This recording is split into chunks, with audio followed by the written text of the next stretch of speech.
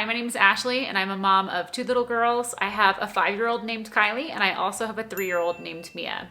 So for today's video, I'm really hoping to shed some light on a question that I have been asked a multitude of times over the last couple of years, and one which I've actually found myself thinking a lot about lately. So as a Montessori parent, you're out there trying to find toys and activities for your child to bring into your home, to invest your hard-earned money into, and you want to make sure that they're aligned with your Montessori values, right? But the problem is the word Montessori is not trademarked, copyrighted in any way, so any company can use the word Montessori in the name of its toy and market it as such to any unknowing person, and you could potentially be fooled into thinking that you are purchasing something that is in alignment with your values when you are actually not. Confusing, right? I agree. So from one busy parent to another, today I'm hoping to give you a little bit of guidance in figuring out how to tell if a toy is actually Montessori or not.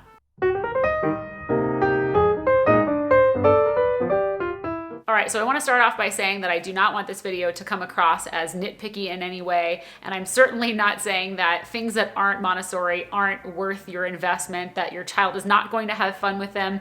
Definitely not my intention. All I'm really trying to do is to give you the information that you need so that you can sort through the sea of products that are available to figure out what is actually an authentic Montessori material versus something that is Montessori inspired or Montessori friendly, so it would still be a great addition to your home, versus what is just clever marketing and isn't actually Montessori at all. So let's talk about that. What are the authentic materials first off? So these are going to be materials that you will find in actual infant toddler environments, preschool environments that are led by actual certified Montessori teachers.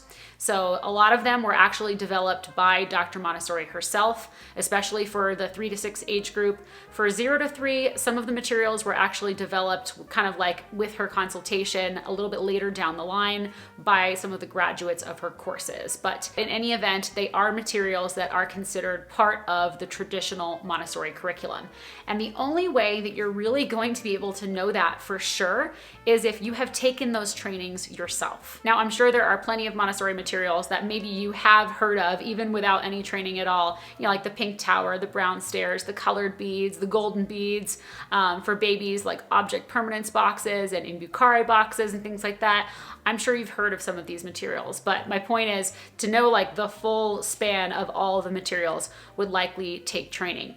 But I have come up with a little bit of a way for parents at home to maybe be able to tell, kind of like the cheater version. And that is to hop onto some websites that are actually associated with the supplies that are being purchased by Montessori schools. And so one of the biggest ones that you could potentially look at is Neon House, and I will put a link to it down below. They have sections for all of the different age groups, and you can just click into there and just, keyword search any of the materials that you might be wondering about.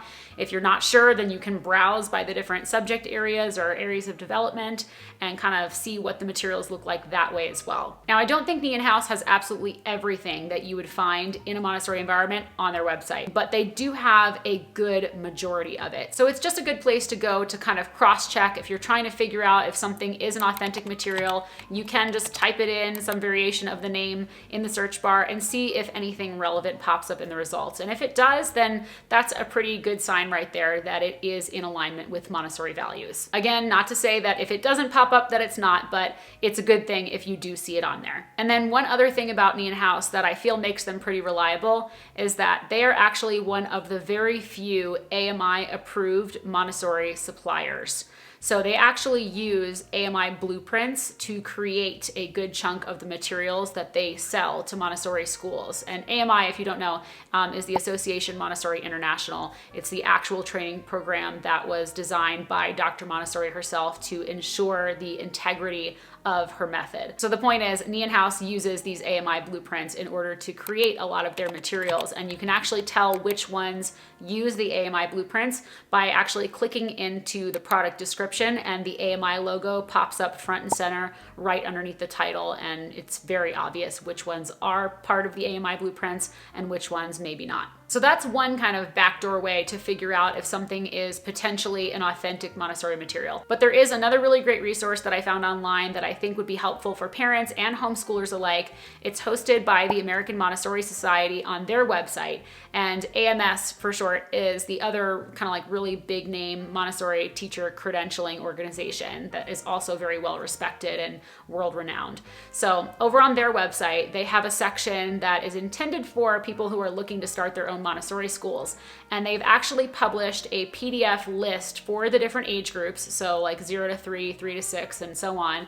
But they have these little PDF checklists that you can open up and print out that have a list, literally like a checklist of all of the different materials that they recommend seeing in classrooms for those age groups. And again, those PDFs are free and accessible to the public. So I will put a link to that page where all the PDFs are down below, and you can look at that if you think that's something that you would find useful. Okay, so that kind of wraps up my discussion on trying to figure out if something is an authentic Montessori material. And again, these are things that you would find in an infant toddler classroom or in a Montessori preschool classroom.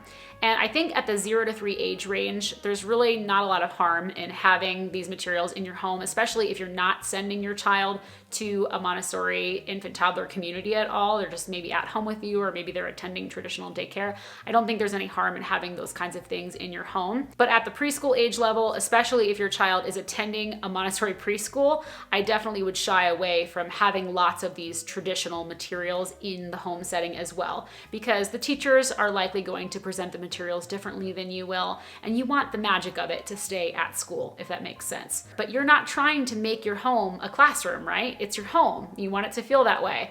So there's this whole other category of materials that we typically look at as Montessori inspired or Montessori friendly. And so I want to talk about what exactly I mean by those terms, because they're not like, dictionary defined things. They're just kind of these general notions that are circulating in the Montessori community that I've kind of picked up on over the last couple of years. So let's start off with Montessori inspired. What do I mean by that?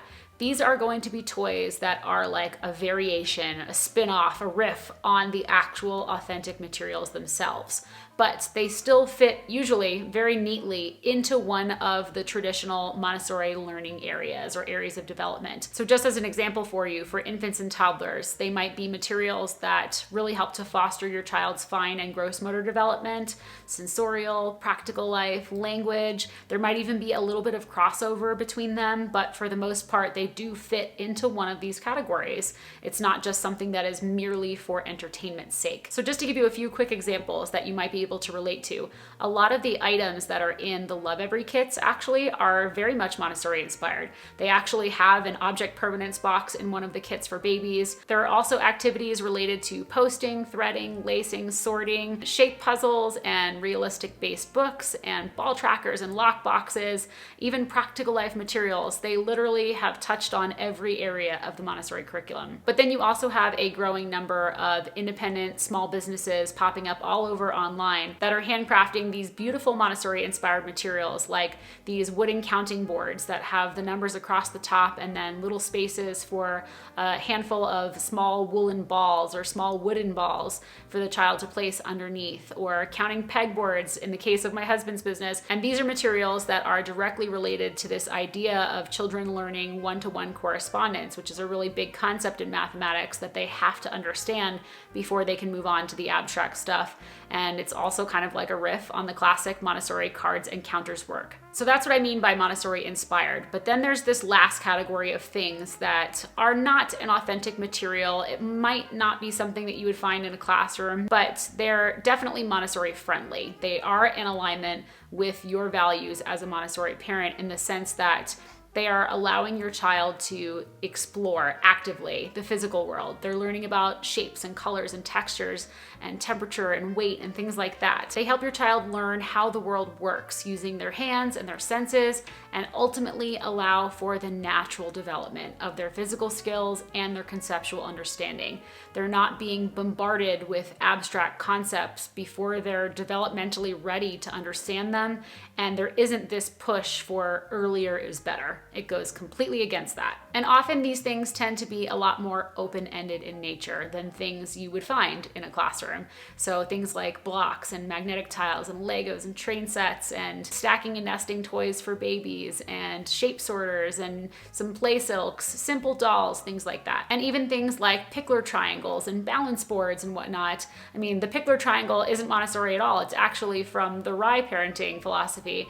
But again, these are things that dovetail nicely with Montessori values. Okay, so we've talked about how to identify authentic Montessori materials versus Montessori inspired or Montessori friendly materials. And I really want to just give you the bottom line. Like when you're staring at something and trying to figure out, is this Montessori, what can you actually be looking for? Independent of which category it falls into, what are some of those ideal qualities?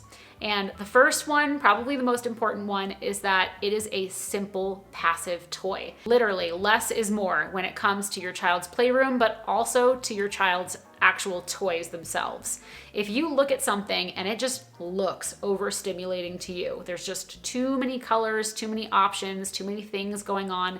If it looks busy, it's probably not in alignment with Montessori in any way, shape, or form, because again, we kind of err on the side of simplicity. You also really want to try to find things that are made of natural materials whenever possible. So like wood or metal, cotton, silk, things like that, as opposed to plastic. For a bunch of different reasons. Not only are they nicer to look at, they're more aesthetically pleasing than bright colored plastic, but they are also higher quality and they're more inviting for your child to want to manipulate. They provide more sensory feedback too. If you think about it, like when your child holds something that's made of wood, it often has a variety of different kinds of textures depending on what wood it's made out of and how it's finished. Or if they hold something that's metal in their hands, it's very cold to the touch compared to something made of wood, but then it warms up over time if they've been holding it, whereas plastic is just kind of like this even temperature, they're gonna put it in their mouth. It tastes the same no matter what, whereas metal and wood have slightly different taste.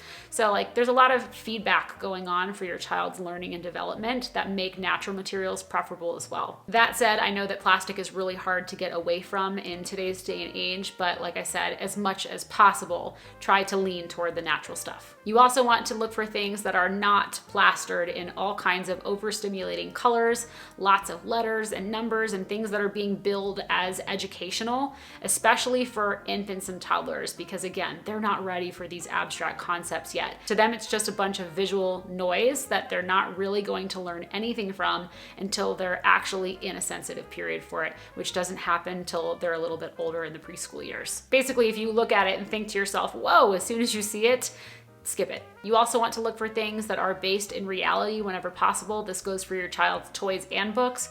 So avoiding lots of cartoons and random buttons and flashing lights and noises and things that don't really make sense to your child. They can't figure out where it's coming from. Just stick with simple, easily identifiable cause and effect, and again, based on real life, the real world. Another thing you can look for is to make sure the toy is helping your child to focus on mastering one skill at a time. Oftentimes you see all these toys that are like, 4-in-1 toy, and you can do this, that, and the other thing with it, and then if you flip it over, you can do all these other things with it. Like that is just way too much and definitely not Montessori friendly. So if it focuses on one skill at a time, like distinguishing between different colors or distinguishing between different sizes of things, then that is what you're looking for. And then the final thing that I would suggest looking for is control of error. So this is the idea that the activity is self-correcting in some way. So just as an example for you, Melissa and Doug makes a really great set of these wooden puzzles that allow your child to count the number of an item on one side, and then the matching puzzle piece has the numeral on the other side. And this activity has control of error.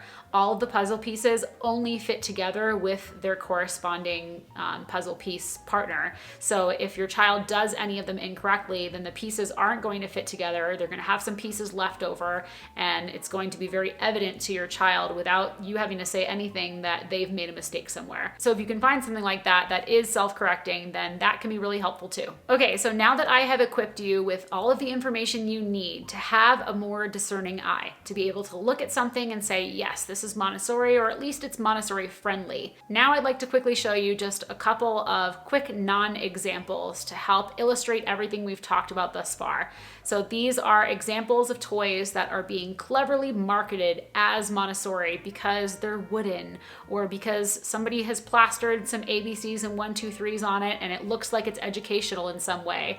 And they actually aren't Montessori at all. In fact, they go quite against a lot of our Montessori ideals when we're looking for things that constitute Montessori learning. So first up, we have the ever popular busy boards, which are actually a really deceptive concept because they have a lot of Montessori style things to do on them, like practicing with different kinds of clothing closures and locks and latches and like practical life skills.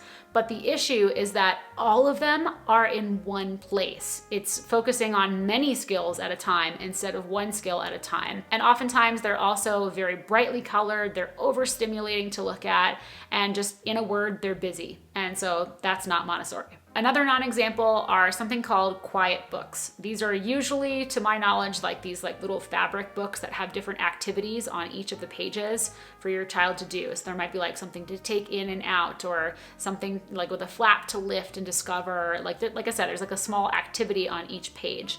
And they're intended to be something that's like travel friendly, that will help to keep your child quiet, hence the name. But honestly, I don't see anything inherently Montessori about a quiet book at all. Like a busy board, they encourage lots of different skills as opposed to just focusing on one at a time. Next up are any of these educational learning toys and puzzles that have ABCs and 1, 2, 3s plastered all over them, and they are marketed for use by babies and toddlers. You know, like make your baby smarter, get them an early start. And as we've already discussed, babies and toddlers are developmentally not ready to understand these kinds of concepts. Another non-example that is rampantly labeled as Montessori, but which is not, are the wooden rainbow stackers. This is actually from the Waldorf philosophy, not from Montessori at all. And they're a great material. They're open-ended, they're high quality. I actually have a set in my own home. My girls love playing with them, but they're not Montessori. That's the bottom line. The next non-example is a toy that I found that is a wild variation of a Montessori material. So the original Montessori material are the knobbed cylinders that I'm referring to. And then there's this other thing that popped up online that is kind of like it. It's a bunch of cute little carrots that are all different sizes that fit into a little wooden block base. And by itself, I think that toy is great for home use because it's quite similar in nature, but it's got a little bit of a theme going on to it. But this other version of it takes it another step further, which only further removes it from Montessori ideals, honestly, because now not only do we have the vegetable concept being introduced, but we also have different fruits and vegetables of different colors, of different sizes. And then on top of that, there's even a pineapple in there, which doesn't actually grow in the ground like that. So that's even more confusing because it's not based in reality at all. So I think you see where I'm going with that one. Next up is this dinosaur stacking toy that I honestly think is really cute, and I think my own girls would probably love, but I don't see anything inherently Montessori about it. This is one of those toys where it's likely being marketed as Montessori because it's made of wood, and just because it's made of wood does not make it Montessori. Next up is this magic tissue box, which at its base concept is actually not bad at all. I've actually created a DIY version of this back when my girls were infants for them to use, and I think it's great. It's a lovely activity. But what I really take issue with is in this version of it, it really has all of these added qualities, these extra things that make it really overstimulating and that really are unnecessary because this is a toy for a baby, right? And it's got the ABCDs all over it. There's cartoon animals that are not based in reality. There's even like this separate book of letters and numbers that comes with it. Is this a step better than something that's battery operated with lots of buttons and flashing lights and sounds and things that are way overstimulating? Yes, of course it is. But I also think that there could be a lot of improvements on it to make it more in alignment with Montessori. Another really popular one that's often mistaken as Montessori because of the practical life connection is wooden food with wooden knives for children to cut apart. Now, again, this is an example of something that I have in my own home that my girls love and use all the time, and I think they're great, but they're not actually Montessori. If you want a Montessori version of this toy, then take your child into the kitchen and give them a real banana and a real knife and a real cutting board and show them how to slice a banana properly, and then get to enjoy it when they're done. So the pretend version, again, is not bad, it's not Montessori. I also came across this really cute wooden toy dentist kit, which again, I think is adorable and something that my own children would probably love to play with. But it's really not working on any particular one skill. There's not really a concept being learned per se.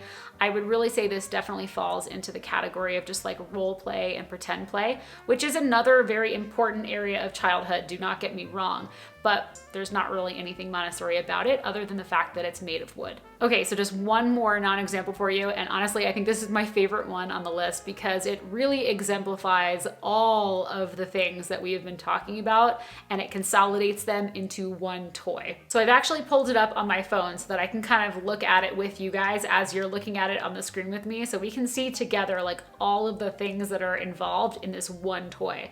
So I'm seeing different animals, I'm seeing different colors, I'm seeing different sizes, I am seeing lacing, I'm seeing shape sorting, I'm seeing like this little knob thing for some hand-eye coordination. I am seeing a lacing board as well as a mirror and some like patterns. And then I'm also seeing different opportunities for practicing what we would normally call the dressing frames, but each of them is on one of the cubes. And again, even the dressing frames have different colors and sizes and things incorporated into them. So there are a lot of skills going on in this one toy, a lot of things to be considering and focusing on. I think a child's opportunity to master any one particular skill using this toy is incredibly low. So over time, this is something that I could see a child easily abandoning because it's too much. They can't figure out what it is they're supposed to be doing with it. So that was my list of non-examples. There are many more of them. That was just a quick little selection that I got in 5 minutes of poking around online. And I'm really hoping that after seeing those, again, I'm not trying to be nitpicky, there's nothing inherently wrong with those toys, but I'm hoping that by seeing what I mean by things that have lots of things going on that are very busy and visually overstimulating oftentimes, that you can see more clearly why they aren't in alignment with Montessori philosophy. All right, friends, so I think that's all I've got for you today. If you have any questions at all, please drop those in the comments down below.